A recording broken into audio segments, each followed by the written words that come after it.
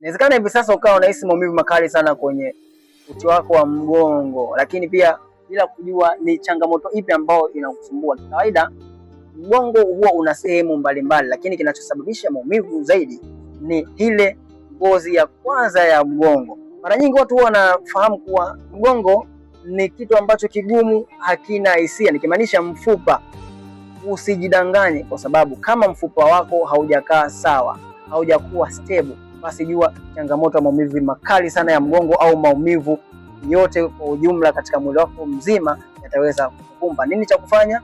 Kinachohitajika upate virutubisho vilivyokuwa sahihi ambavyo vitaenda kuongeza calcium, magnesium, zinki na madini ya phosphorus pamoja na vitamin D ili kurahisisha unyonywaji au fyonzwaji wa calcium kuingia zaidi katika mifupa yako. Nini unachosubiri hivi sasa? Wasiliana nami ili niweze kukusaidia, kwani inatosha ndani ya siku 60 changamoto yako kuiondoa kutoka kwenye chanzo. Chef Day kwa watu wawili tu ambao unawapenda.